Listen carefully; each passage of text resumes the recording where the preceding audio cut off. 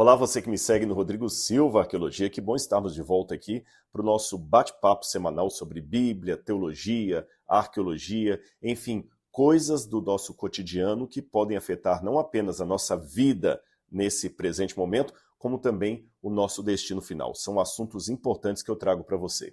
E antes de entrar no assunto de hoje, eu vou falar sobre os obstáculos que a vida nos apresenta, obstáculos que Deus permite que venham ao nosso encontro, muitas vezes dificultando o nosso acesso àquele objeto do nosso desejo, à bênção que tanto almejamos.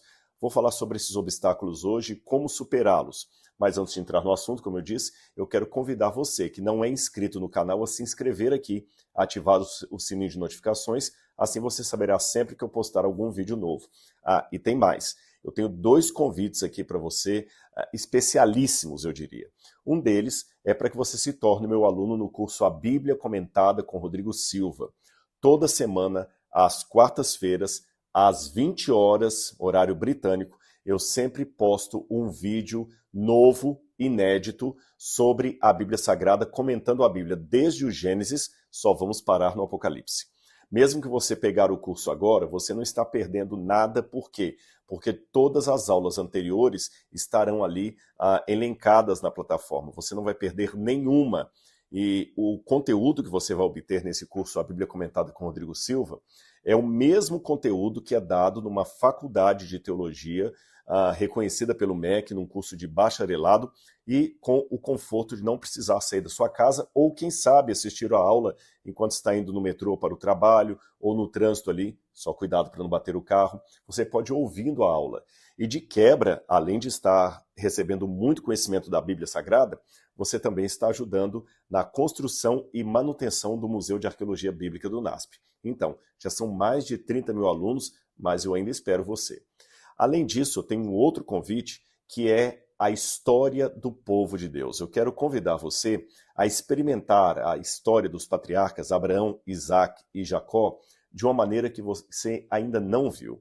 Eu visitei os lugares por onde os patriarcas passaram, eu tirei lições espirituais de cada um deles, mostrei o local, fiz reflexões, ou seja, tem muita coisa para você. Então vou deixar aqui no descritor desse vídeo 2 links para que você possa se inscrever hoje mesmo no curso A Bíblia Comentada e também na História do Povo de Deus. E eu aguardo você para ser o meu companheiro de jornada neste estudo, nesse mergulho cada vez mais profundo acerca da Bíblia Sagrada. Tá bem? Vamos falar então do assunto que eu propus hoje, os obstáculos de Deus. Eu poderia até chamá-los assim, porque se Deus permite que eles venham, por que não chamá-los também de obstáculos de Deus? Ainda que sejam apenas da sua vontade permissiva. Eu gostaria de ler com vocês aqui Mateus capítulo 15, versículos 21 em diante. Diz assim o texto: Saindo dali Jesus foi para a região de Tiro e Sidom. Essa expressão aqui no Novo Testamento ela é interessante. Aliás, uma coisa que eu sempre costumo explicar às pessoas quando eu estou aqui no Oriente Médio é que 80% da Bíblia Sagrada são constituídos de expressões idiomáticas, usos e costumes, noções geográficas, mapa. Hoje eu acho praticamente impossível estudar bem a Bíblia sem o recurso de um mapa, de uma cronologia, a ordem dos fatos, quando eles aconteceram, em que época do mundo aquilo aconteceu, e um contexto histórico.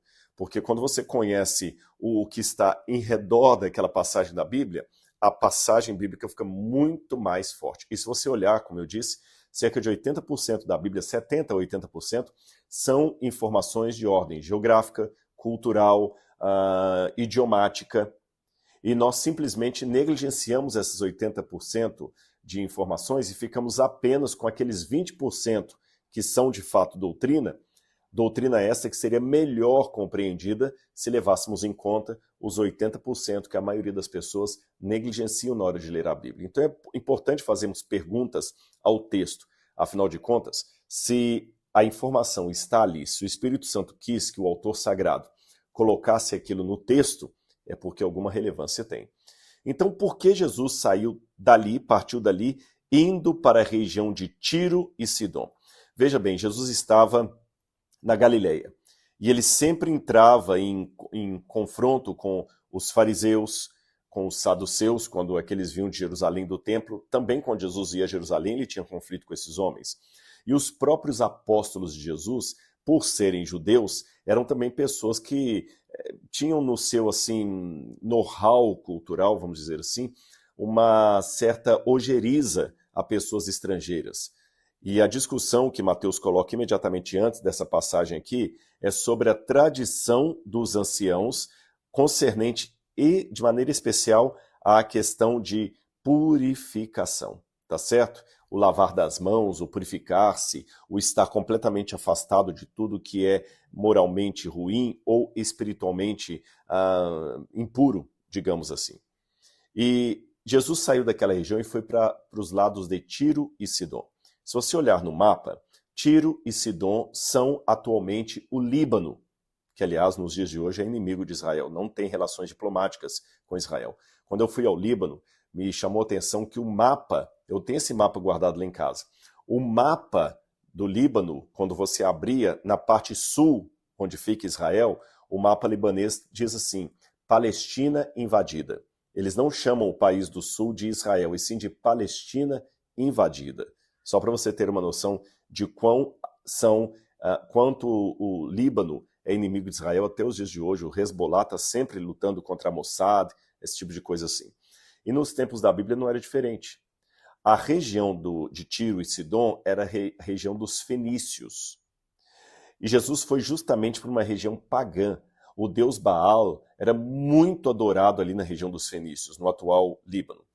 Então Jesus foi para aquela região. E a gente pergunta por quê? Porque ele saiu do conforto espiritual e religioso da Galileia, onde estavam seus pares, para levar os discípulos para um lugar assim tão hostil à religião judaica, tão oposto àquilo que todos tinham como norma de conduta, imoralidade e espiritualidade. E enquanto ele foi para aquela região, eis que uma mulher cananeia que vinha daqueles lados clamava, Senhor, filho de Davi, tenha compaixão de mim. Minha filha está horrivelmente endemoniada. Veja, Senhor, filho de Davi, tenha compaixão de mim. A primeira coisa que me chama a atenção aqui é que o Evangelho de Marcos chama essa mulher de Ciro Fenícia. Ciro Fenícia. A gente pode ler aqui Marcos capítulo 7, versículo 24. Diz assim, olha, levantando-se Jesus dali, partiu e foi para a região de Tiro e Sidom. Tendo entrado numa casa, não queria que ninguém soubesse onde ele estava. No entanto, não pôde ocultar-se, porque uma mulher cuja filhinha estava possuída de espírito imundo, logo ouviu falar a respeito de Jesus. Ela veio e se ajoelhou aos pés dele. Então aqui, nessa passagem, o tradutor até colocou a mulher Ciro-Fenícia. Marcos apenas dá a indicação que ela veio das regiões de Tiro e Sidom, e o tradutor colocou a mulher Ciro-Fenícia. Mas em Mateus o título é a mulher cananeia. E é Mateus, de fato, que chama aquela mulher de cananeia ou cananita. Esse me chama atenção porque cananeu não era mais um jargão, um título usado na época de Jesus. Isto era mais típico do Antigo Testamento. E era um título pejorativo. No Antigo Testamento, todos os que moravam em Canaã eram chamados de cananeus. E por serem inimigos dos hebreus, acabaram se tornando, com o passar do tempo, símbolo máximo de hostes do mal que atacam o povo de Deus, as verdades de Deus. Nos tempos do Novo Testamento, já não se usava mais a nomenclatura cananita. O correto seria aquela que aparece no título do Evangelho de Marcos, Ciro Fenício. Mas Mateus chama aquela mulher de cananeia. Talvez para mostrar que ela era o emblema de tudo o que um judeu religioso detestava, tudo o que um judeu religioso afastaria de si. Pois bem, aquela mulher tinha uma barreira, na verdade várias barreiras. Vamos ver quais eram as primeiras barreiras que ela enfrentou? Eu acho que a primeira barreira que ela enfrentou foi o motivo pelo qual ela foi até Jesus. Porque a Bíblia diz, ela clamava, Senhor, filho de Davi, tenha compaixão de mim. Minha filha está horrivelmente endemoniada. Essa era a primeira barreira, ter uma filha endemoniada. A mulher estava sozinha. Aqui eu já aprendo duas coisas do texto. Certamente ela não tinha marido, talvez o marido houvesse morrido ou houvesse abandonado aquela mulher. ela não tinha marido, porque na cultura do Antigo Oriente Médio, numa situação dessa, era para o marido, o chefe da casa, ir buscar Jesus. Eu sei que você pode achar isso um tanto patriarcal demais, machista demais, até misógino, mas lembre-se que essa era a cultura da época. O homem era o chefe da família, o pater familias, como diziam os romanos. Então era para o homem vir. A ausência do homem no texto e o fato de dizer uma mulher, assim, sem identificar o nome dela, dá a entender que era uma mulher viúva ou abandonada, uma mulher sem marido. E o grande obstáculo que ela tinha, além de não ter marido, era ter uma filha endemoniada. Quem iria ficar com essa mulher enquanto ela ia pedir socorro?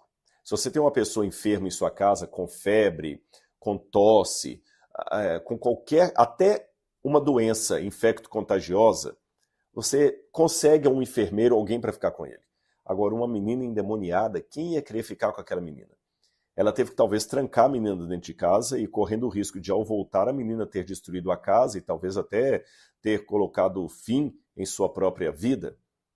O primeiro obstáculo, o próprio problema dela. Segundo obstáculo, ela era mulher. Eu já acabei de falar com vocês aqui das dificuldades naquele tempo de uma mulher poder em público pedir algo para um homem desconhecido.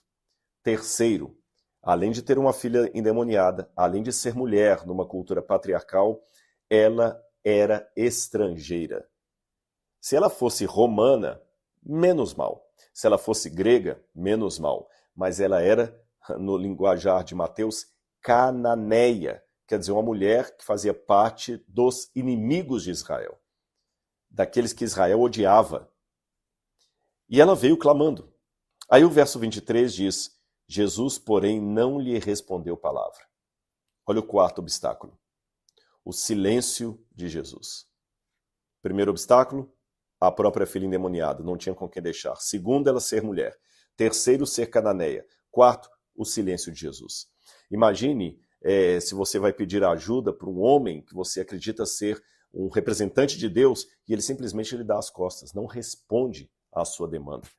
Esse é um grande obstáculo para muitas pessoas que estão nesse momento, que estão assistindo esse vídeo, quando elas oram a Deus, mas aparentemente parece que o céu fechou para balanço, parece que não tem ninguém lá em cima se importando com você. Você fala, fala, fala e parece que a sua oração fica ecoando no teto e voltando.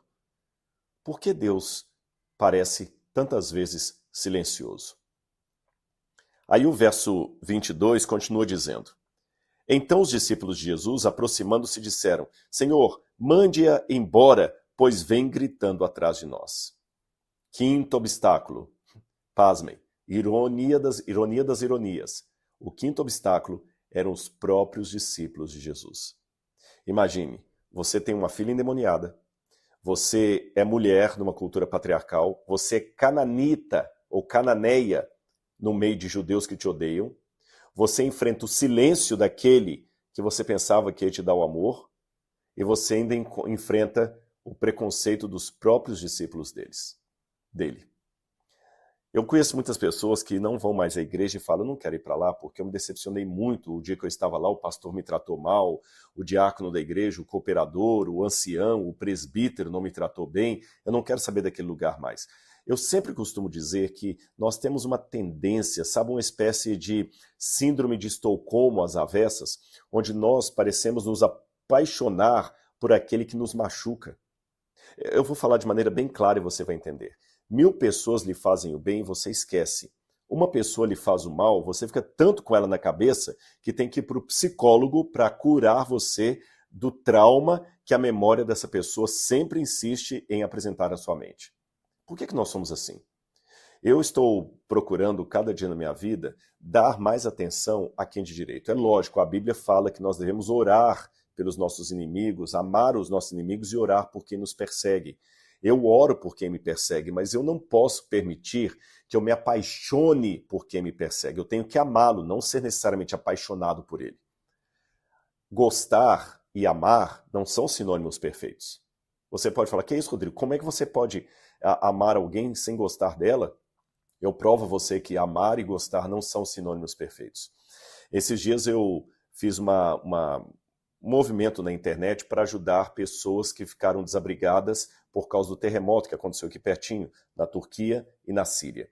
E agora, há poucos dias, eu fiz outro movimento na internet para ajudar pessoas que foram vítimas dos deslizamentos de terra que houve no Brasil, que eu fiquei sabendo aqui no Oriente Médio, que houve uma tragédia aí no Brasil também, se não me engano, em São Sebastião. Eu também fiz, os dois movimentos eu fiz junto com a ADRA Internacional e a ADRA Brasil.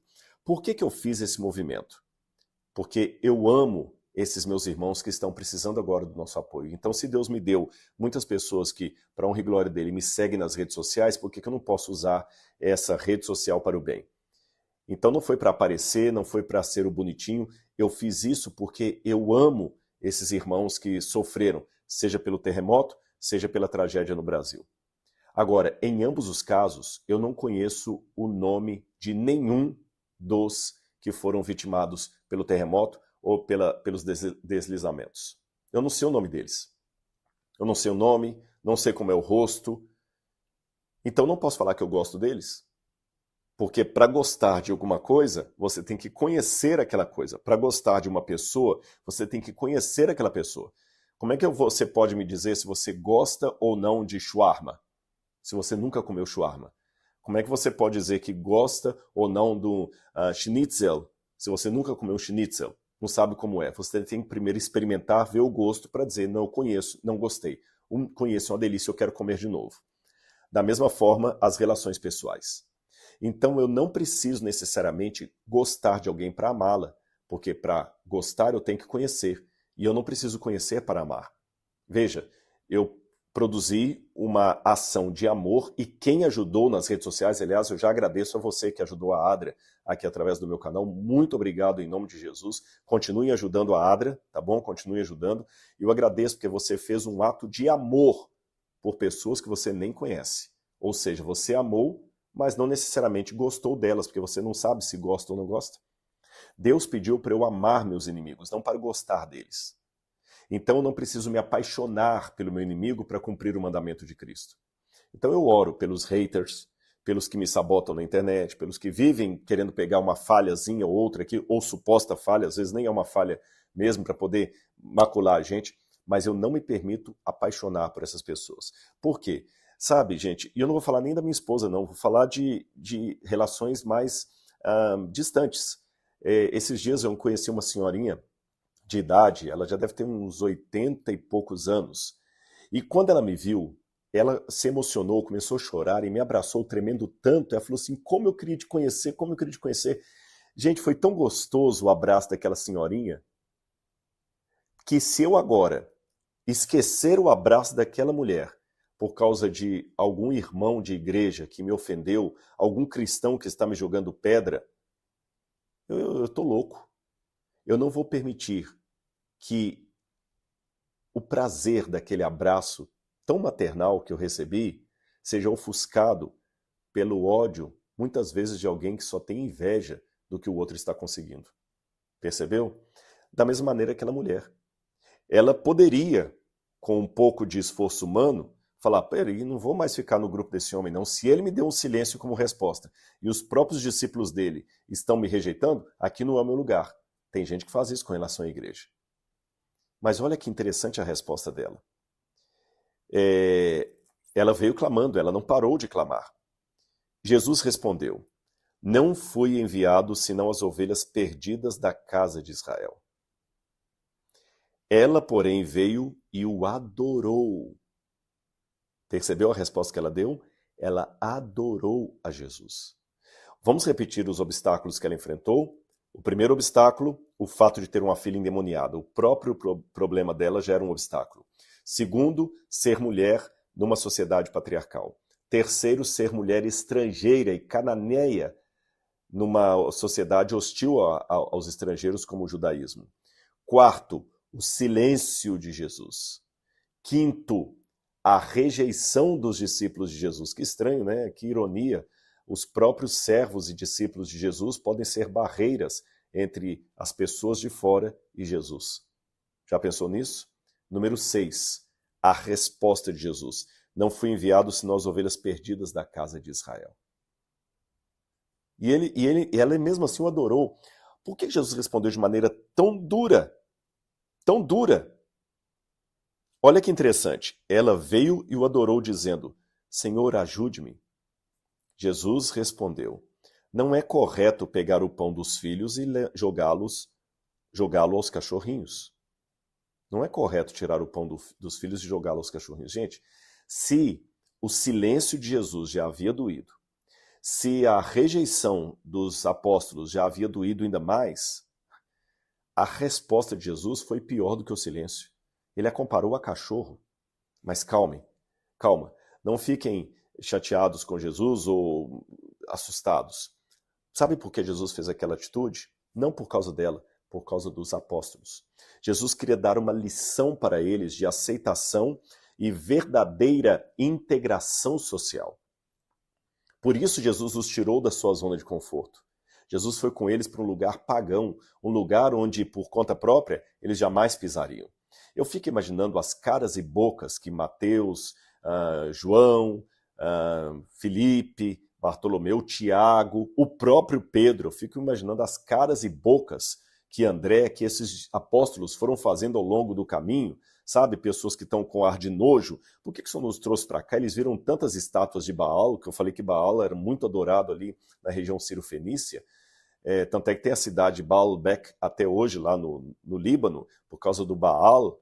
Então, eles ficavam assim, enojados com aquilo. E para piorar, uma mulher pagã, adoradora de ídolos, vem gritando, importunando.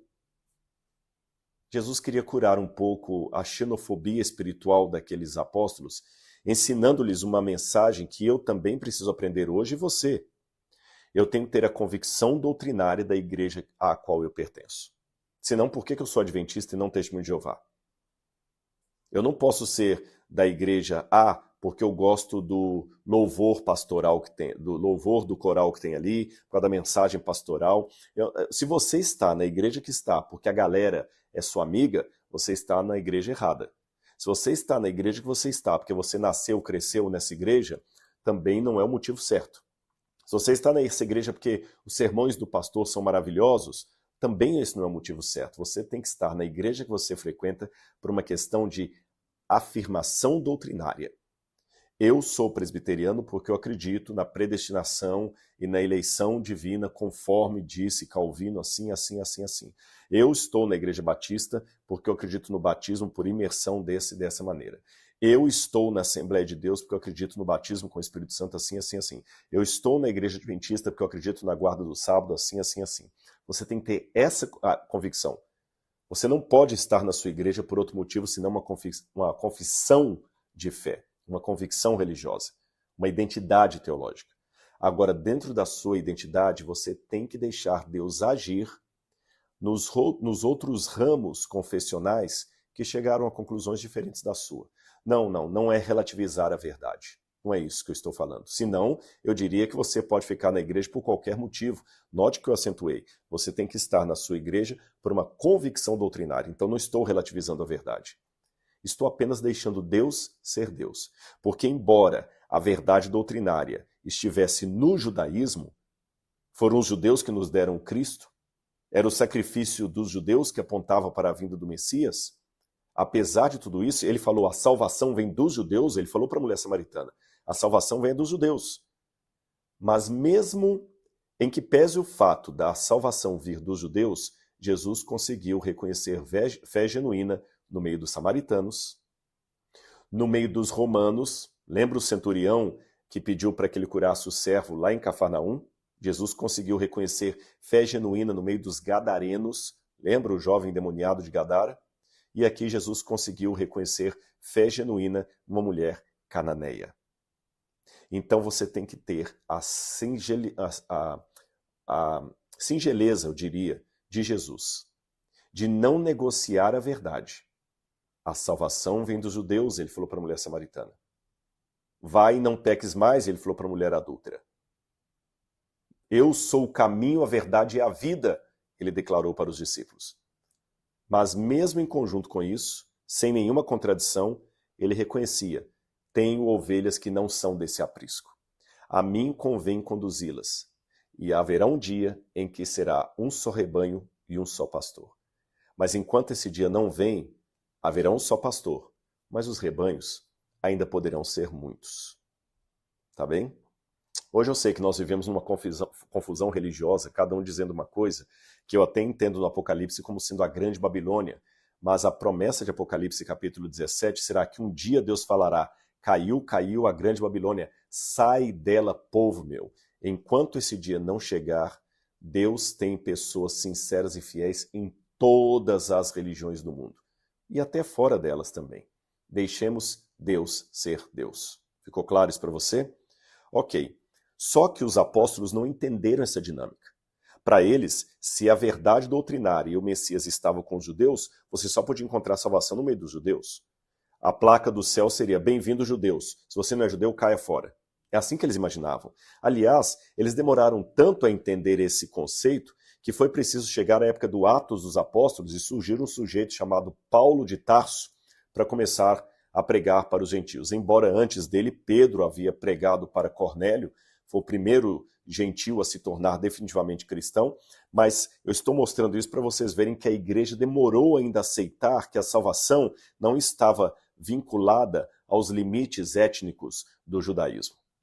E nós também precisamos entender hoje que a salvação não está presa aos limites confessionais do adventismo, ou do presbiterianismo, ou dos batistas, ou do luteranismo, ou qualquer coisa assim.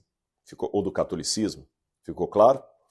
Voltando à questão, já que Jesus queria ensinar isso para os apóstolos, ele os levou para um lugar distante, pagão, e ele percebeu ali uma fé tão grande naquela mulher que ele queria dar uma lição dos apóstolos. Imagine a cena, Jesus andando com os apóstolos, ele entrou numa casa, segundo o Evangelho de Marcos, não queria que ninguém soubesse que ele estava ali, ela veio importunando no caminho, lógico, ela estava desesperada, quem é mãe sabe o que é isso. E Jesus, no princípio, ficou calado, não falou nada. Ela continuou insistindo aos apóstolos: Senhor, despede, porque ela está incomodando. Jesus virou para eles e, de maneira irônica, falou: despeça vocês. Não são vocês que acham que eu não devo me dirigir a ela? Então não vou me dirigir. Vocês que estão com preconceito, então despeçam vocês, eu não vou me envolver com isso. E eles falaram assim: Senhor, mas ela está incomodando. Mas não foram vocês que acreditam que eu só fui enviado às ovelhas perdidas da casa de Israel? Não posso fazer nada. Aí a mulher veio: Senhor, socorre-me. Jesus virou para eles: então, devo socorrê-lo ou não? O que vocês acham? Eu não posso tirar o pão dos filhos e lançá-lo aos cachorrinhos. Agora, olha a resposta que a mulher dá nesse momento. É verdade, Senhor, diz o verso 27. Pois os cachorrinhos comem das migalhas que caem das mesas dos seus donos. Em Israel, não era muito comum ter cachorro como pet, sabe? Naquela época, eles não tinham muito o cachorro como um animal como é que eu diria para vocês assim, doméstico mesmo. Então eu tenho aqui uma foto só para mostrar para vocês, deixa eu ver se eu vou conseguir colocá-la aqui. Essa foto aqui, que eu não estou com uma réplica que eu tenho, é da Turquia, de um museu. Vejam bem, vocês estão vendo aqui, olha, tem uma criança deitada, ela está morta na verdade, a família está chorando, mas o que eu quero chamar a atenção de vocês é que aqui embaixo tem um cachorrinho. Estão vendo? Olha o cachorrinho aqui debaixo da cama. As pessoas pagãs, do mundo pagão, tinham o costume de ter cachorro como pet, coisa que não era muito comum em Israel. Em Israel, o cachorro era quase um animal assim, sujo, sabe? Igual pombo, igual rolinha, pomba. Ninguém cria isso no Brasil, a não ser pombo-correio, mas pomba fica solta, e o pessoal fala até que é o rato do céu, né? Ninguém cria pardal. O bicho está lá, pardal está lá, ninguém coloca pardal em gaiola para criar pardal, está lá solto. Então os cachorros também eram animais assim pouco domesticados ou quase nada domesticados. Porém, no mundo greco-romano era diferente. Os cachorros sempre faziam parte do dia a dia ali, como você viu agora nesse sarcófago. Eu tenho em casa uma réplica, só que está lá no Brasil, de um sarcófago do mesmo museu de Istambul, de onde eu peguei esse aqui, que tem um homem sentado num triclínio comendo e embaixo dele o cachorrinho, debaixo ali do triclínio dele, comendo as migalhas. Quando eu vi aquela foto, aquela cena, eu não aguentei. Eu fui à loja do museu, comprei uma réplica para colocá-la no meu escritório. E eu me lembrei da fala dessa mulher. Senhor, aonde o Senhor vem aí de Israel, eu sei que as pessoas não têm costume de ter cachorros em casa, mas de onde eu vim, os cachorros ficam dentro de casa. e eles comem das migalhas que caem da mesa dos seus donos e ficam felizes, fiéis ao seu dono. Jesus não precisava de mais nada. Eu fico imaginando ele, depois da resposta dessa mulher, ele virou para os discípulos e falou assim: vocês estão vendo? Estão vendo o que eu queria mostrar para vocês? Percebem a fé dessa mulher? Mulher, que grande fé você tem. Seja feito com você conforme você quer. Deixa eu só apertar aqui que deu um timezinho ali. Vou repetir o versículo.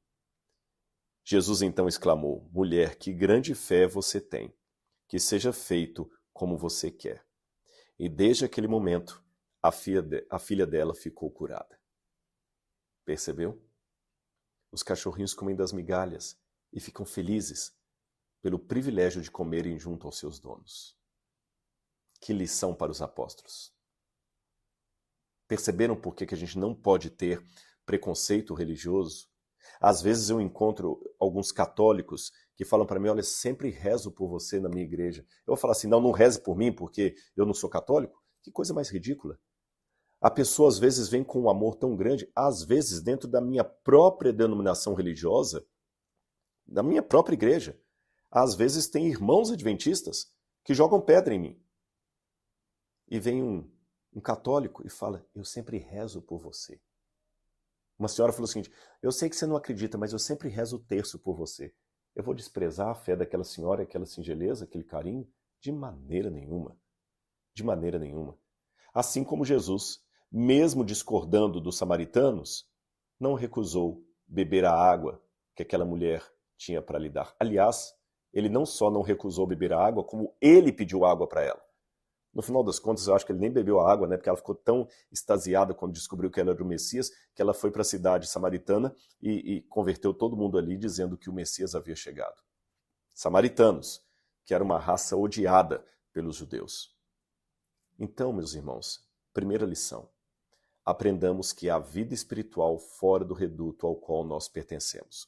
Isto não é relativizar a verdade, não é achar que qualquer coisa vale, mas é ter a certeza que, em que pese a minha convicção, e eu devo tê-la, convicção doutrinária, eu tenho que entender que Deus tem filhos e filhas em todos os lugares, de modo que o povo de Deus é maior do que a religião à qual eu pertenço. Segunda questão: mesmo que Deus lhe dê uma migalha, coma satisfeito, porque será melhor do que muitas refeições que nós temos por aí. Terceira lição: eu sei que há muitos obstáculos na vida, mas supere-os, porque se você tiver um grande objetivo, junto a uma grande fé em Deus, você vencerá. Você precisa apenas de duas coisas: um grande objetivo e uma grande fé em Deus. Quem quer dá um jeito, quem não quer dá uma desculpa. Eu me lembro uma vez que eu vi um vídeo há muitos anos de um grupo de biólogos que fizeram um teste com ratinhos desses de laboratório, e eles colocaram um grupo de ratos num lugar, um outro grupo de ratos no outro lugar. E para o primeiro grupo de ratos, eles colocavam a comida muito fácil. Todos os dias eles trocavam água e colocavam a comida ali, o rato só tinha que sair da toca, comer e voltar. Para o outro grupo, eles colocaram um labirinto. E cada dia que passava, eles colocavam o labirinto de maneira mais difícil e modificada.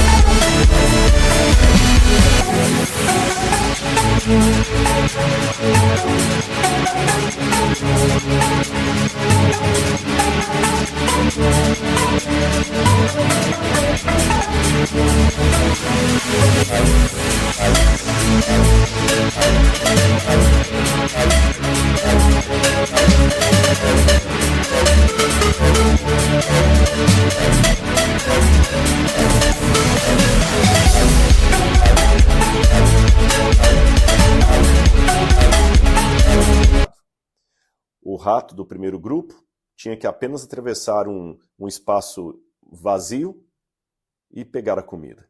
O outro rato tinha que cada dia driblar vários obstáculos de um labirinto que era modificado diariamente. Ao final de alguns meses, eles fizeram novamente os testes com os ratos, inclusive verificando a sinapse do cérebro de cada um, sim, porque os ratos produzem sinapse, e descobriram que aqueles ratos que tinham o obstáculo entre eles e a comida eram muito mais espertos, muito mais inteligentes e tinham adquirido muito mais capacidade de sinapse, de raciocínio lógico-matemático, hein? Raciocínio lógico-matemático. Então, você quer ser uma pessoa mais bem preparada ou um preguiçoso espiritual? Se Deus está colocando obstáculos na sua frente, não é porque Deus é sádico. Ele quer apenas treinar você, para que o sabor da vitória fique ainda mais apetitoso, principalmente quando você descobrir que você não conseguiu porque você era esperto, porque você era perseverante, mas porque Deus, o grande Deus, honrou a sua fé. E eu espero que hoje Ele possa dizer no seu ouvido: que fé você tem, hein? Eu vi os obstáculos que você enfrentou.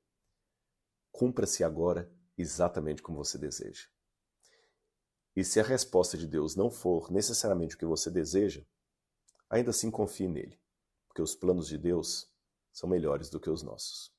Um grande abraço. Não esqueça de entrar nos links que eu vou deixar aqui abaixo, tá bom? Se inscrever na Bíblia Comentada com Rodrigo Silva, na História do Povo de Deus. Um grande abraço e até o nosso próximo encontro. Tchau, tchau.